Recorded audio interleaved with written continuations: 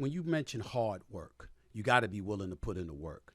Yeah. I remember your last day on Undisputed on FS1, June 13th, 2023. This past June 13th, that was your last day after the Denver Nuggets had beaten the Miami Heat in the NBA Finals. And on your last day, I want to show this video of you on your last day at Undisputed because I want the world to see what you were talking about as it pertained to that very, very hard work you just alluded to. Play that video for me, please. The opportunity that you gave me to become what I became, I'm forever indebted to you. I'll never forget what you did for me. All I ask is when you lay your head on that pillow at night, you know I gave you everything I had. You did. I gave you everything I had.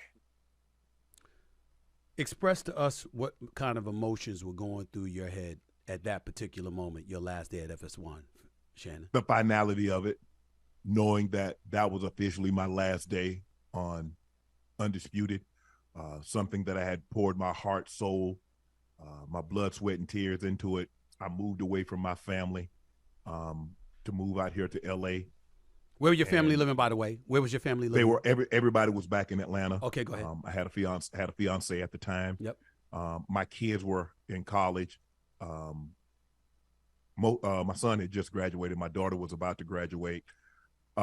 But I had moved away, started out here, and I never really wanted to live in California. If somebody would have told me you're going to be living in California at some point in time in your career or your life, I would have like, man, you out your mind.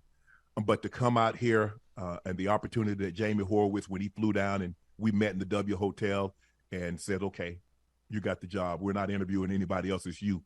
Now, I understood that, they had to have a backup plan just in case I wanted a little bit more than they were willing to give. Right. But just the finality of it, knowing that I had worked so hard, people don't understand just how hard I worked at that job. I mean, what they saw was the 2.5 hours a day, but they didn't see the prep, the 6 to 7 hours of prep time that I actually did to get ready for the show, the rewatching of the entire show to try to get better. It says, okay, I said this, but I could have said that. He went there, I could have went here. And just the knowing that, man, it's over. And all the people that I had, from the stage managers to every last one of my moderators, Joy Taylor started off and she handed it off to Jenny Tapp and Jen Hale and Carissa Thompson and Elika Sadeghi and Jamie Maggio, Christina Pink, Ebony Williams, Holly Saunders. I mean, that's over. And those are relationships and, every stage. Stephen A., I know every stage manager from Craig to Johnny and to Karen and Bonnie Lou, who was audio, who we always joked about and talked about our dogs. And she would show me pictures of her dogs. I would show her pictures of my dog. And then the makeup room, Sevia started off, and then Jumpsuit, Joe, and then Brett and Yuki and Brina and Nusheen, and then wardrobe was Autumn and Tracy. And Sent, who was security, who walked me every single day for 7 years to my car. Edo, and then sometimes I would get breakfast. Carlos and his staff, props, Jeremy and Michelle. That's what I'm gonna miss. That's what I miss, Stephen A. Honestly, honest to God. Yeah, I love debating. I thought I had gotten very good at it. But that's what I missed because they became my family, because I saw them for 240 days a year for 7 years. And the finality of it, it was over. You do understand that in that lengthy answer that you just gave to my question, you did not mention Skip Bayless one time. You do know that. I do. I am very, very grateful for the opportunity. I would be remiss, and I can't say it enough, that he fought to get me on First Take. Mm-hmm. When all the bosses said, no, we want to go to a media guy, a journalist across from you, he said Shannon Sharpe could do the job. And he fought for me, and he really did. And I think I've been as humble and as gracious as I possibly could in giving him his kudos for that.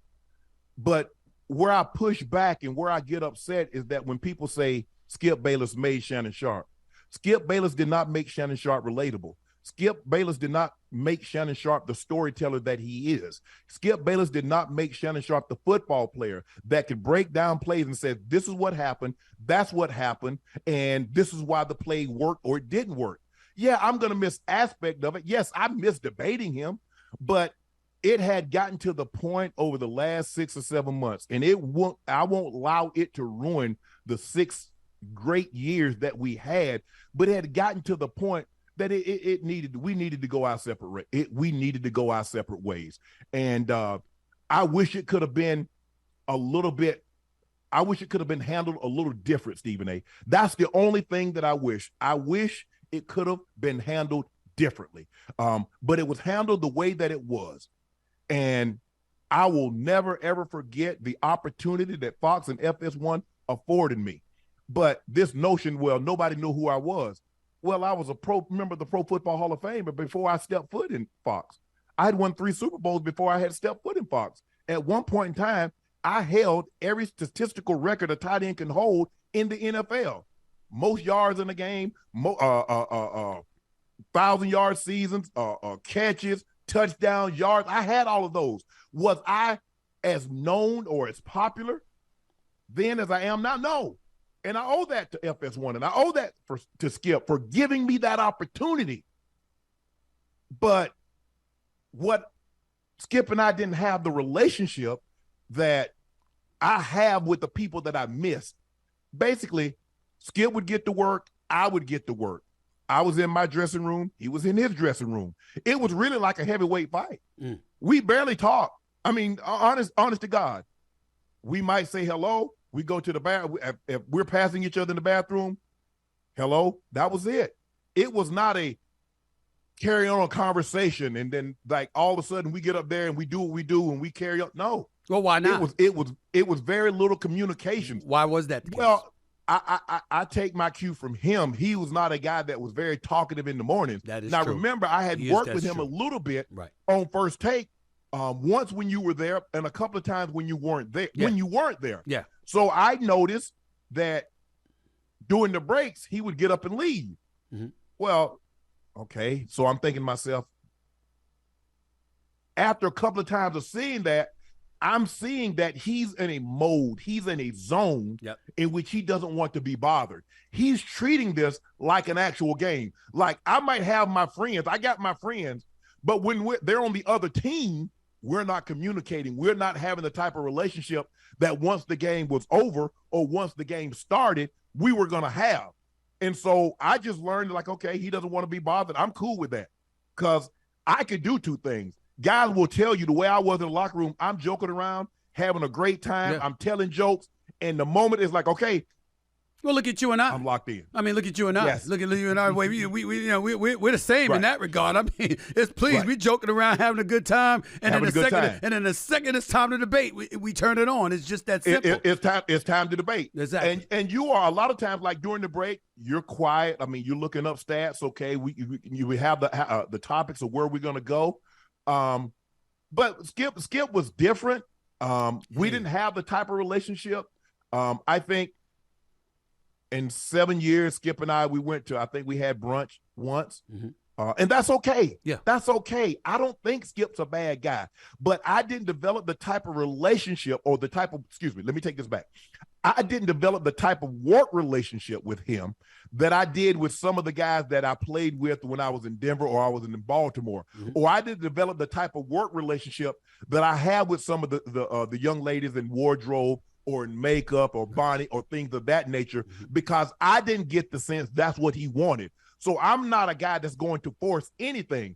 If you show me that you want to have a relationship outside of work, I'll accept that. Right. If you want to have a relationship that's strictly work and it's confined to those 2.5 hours that we are at work, and when you come into the building, you don't say anything to me, and when we exit the building, we don't say anything, and the relationship that we have is for 2 hours and 30 minutes, I'm cool with that too.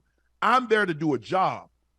I'm not there to per se make friends. Now, if I'm a friendly guy. Yes, you are. And if that's something that you want, okay, fine. But I'm not forcing anything. And I got 3 dogs. I got enough friends. And at 55 years of age, right. Daryl McCormick, Bucket, Keith Burns, hey, yes, I'm good. Well, and then everything else happens. I'll say this. I'll come to Skip's defense in the regard that that's the way he has always been when it comes to his work. He's focused. He's locked in. He doesn't say much before a show. That's just the way that he is. He was that way with me as well. No harm, and I no learned, foul. Stephen A., I learned that early on. Yeah. So for me to try to get him out of that, because he would have taken it as me trying to get him off his game and to try to gain some type of advantage against him. Right. So I want him to be at his absolute best. I want him to be in a mode where he's comfortable, he's focused. Right. He's not a guy that does a lot of talking. Up until the pandemic, I was getting up at 3 a.m. because I had to get the dogs situated, get them taken care of, showered, get to work because we had production at 4 o'clock. That was his routine. That's what he liked to do. Once the pandemic happened and we didn't have production meetings for like 4 or 5 months, right? But we still was able to do the show.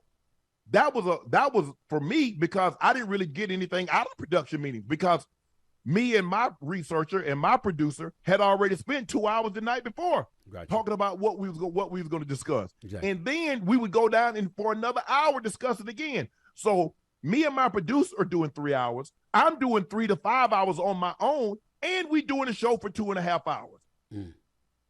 I was talked out.